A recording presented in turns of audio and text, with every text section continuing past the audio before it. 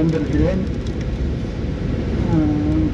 முதல்ல நடையில் நின்றுயர் நாயகன் ராமனுடைய அருள் இந்த சுந்தர் ஹாலிடேஸ்க்கு நிச்சயமாக தொடர்ந்து கிடைக்கும். இது என்னுடைய வாழ்நாள் கனவு. ஒரு இந்துவாக பிறந்துவிட்டு அயோத்தியும் காசியும் தரிசிக்கவில்லை என்று சொன்னால் முழுமை அடையாது. இது எனக்கு நான் என் சென்னையில் வசிக்கிற என்னுடைய பையனிடம் சொல்லியிருக்கிறேன், ஐயா காசியும் ராமேஸ்வரம் அயோத்தியும் போக வேண்டும் என்று. யாராவது ஒரு நல்ல டூர் ஆப்ரேட்டர் இருந்தால் பாருங்கள் என்று சொன்னேன்.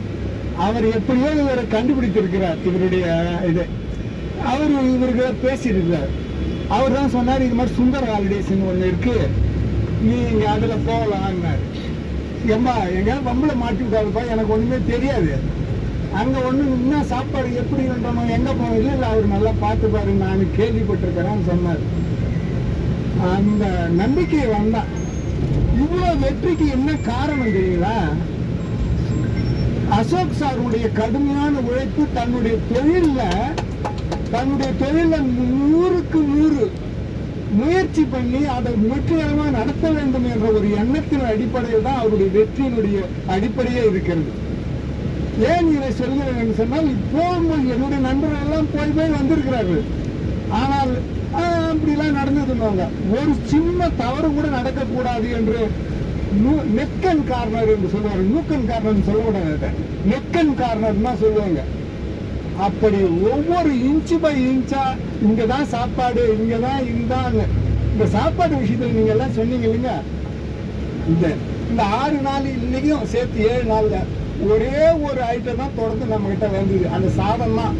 மீது எல்லா ஐட்டத்தையும் பாருங்க, ஒரு நாள் இட்லி இருக்குது, ஒரு நாள் தோசை இருக்குது, ஒரு நாள் இப்படி ஒவ்வொன்றுக்கும் நான் சாம்பார் கூட மாறி மாறி வந்துடுறேன்.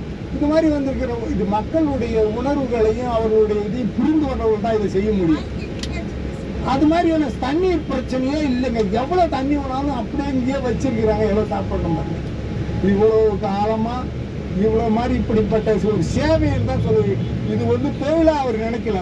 இது ஒரு சேவையா, இதை செய்ய வேண்டும், இதை இப்படி செய்ய வேண்டும், வருவர்களுடைய ஃபுல் சாட்டிஸ்பேக்ஷன் நமக்கு கிடைக்க வேண்டும், அவர்கள் மகிழ்ச்சியோடு சென்று இதையெல்லாம் தரிசிக்க வேண்டும் என்ற அந்த எண்ணத்தினுடைய வெளிப்பாடு தான் அவருக்கு நம்முடைய 100 நன்றிகளையும் வணக்கங்களையும் வாழ்த்துக்களையும் சொல்லி இந்த வாய்ப்பை வழங்கிய உங்கள் அனைவருக்கும் அவருக்கும் மிகுந்த நன்றியோடு இருப்பேன் என்று வழங்கி வாழ்த்துகிறேன். நன்றி, வணக்கம்.